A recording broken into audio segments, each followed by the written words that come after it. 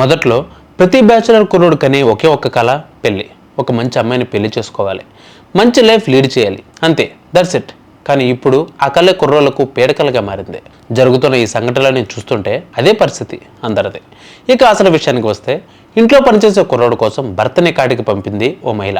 సినిమాని మించిన ట్విస్టులు ఈ స్టోరీలో ఉన్నాయి. హనీమూన్కి వెళ్లిన భర్తను ప్రియుడితో కలిసి స్కెచ్ వేసి చంపేసిన కేసులో సంచలన విషయాలు వెలుగులోకి వచ్చాయి. పోలీసు అధికారులు తెలిపిన వివరాల ప్రకారం ఈ మర్డర్ని మృతుని భార్య సోనం ముందుగానే పక్కా ప్లానింగ్తోనే చేసిందని తెలిసిందే. మే 11న మృతుడు రాజా రఘువంశీ, సోనం పెళ్లి జరిగింది. ఆ తర్వాత వారిద్దరూ మే 20న హనీమూన్ కోసం మేఘాలయ వెళ్లారు.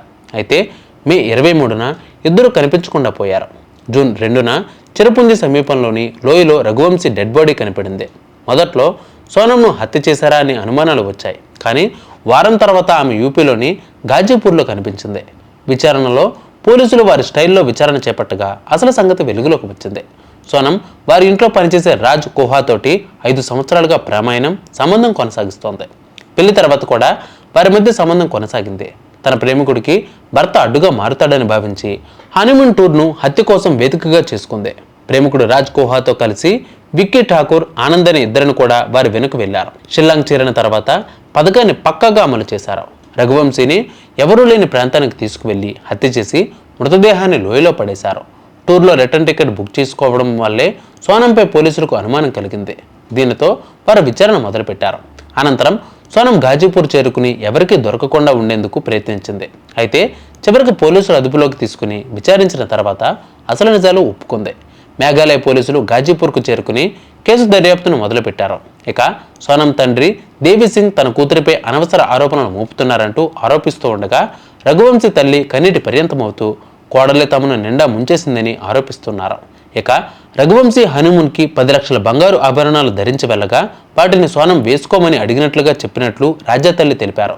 సోనంతో పాటు ఆమె ప్రేమికుడు రాజ్ కోహా సహా 3 అరెస్ట్ కాగా కేసు విచారణ ఇంకా కొనసాగుతోంది. తాజాగా ఈ కేసులో మరో సంచలన విషయం బయటికి వచ్చింది. ఈ కేసులో ప్రధాన నిందితుడిగా భావిస్తున్న రాజ్ కుస్యా మృతుడు రఘువంశీ అంత్యక్రియల్లో కూడా పాల్గొన్నాడని మృతుని కుటుంబ సభ్యులు ఆరోపిస్తూ ఉన్నారు. హత్య కేసులో మృతుడి భార్య సోనంతో సహా మరో 4 నిందితులను పోలీసులు అరెస్ట్ చేశారు. వారిలో ఒకరైన రాజ్ కుస్వా సోనంకు మధ్య సంబంధం నడుస్తుందనే అనుమానాలు వ్యక్తమవుతూ ఉన్నాయి. ఈ క్రమంలో రఘువంశీ అంత్యక్రియల్లో కుస్యా కూడా పాల్గొన్న వీడియోను మృతుడి సోదరి ఒకరు సోషల్ మీడియాలో పోస్ట్ చేశారు. రఘువంశీ మృతదేహం దొరికిన తర్వాత దాన్ని ఇండోర్కు తరలించేందుకు తాము 4 వాహనాలను ఏర్పాటు చేసుకున్నట్లు కుటుంబ సభ్యులు తెలిపారు. అందులో ఒకదానిని నిందితుడు నడిపినట్లు తెలిపారు. సోనం తండ్రి కూడా అతడు ఓదార్చినట్లు చెప్పారు. అరెస్టు తర్వాతనే అతడి గురించి తమకు తెలిసిందన్నారు. ఈ హత్యలో తన ప్రమేయం ఉందనే విషయం బయటపడకుండా ఉండేందుకు కుస్యా కూడా రఘువంశీ కుటుంబానికి విధేయుడిలా నటిస్తున్నట్లు తెలుస్తోంది.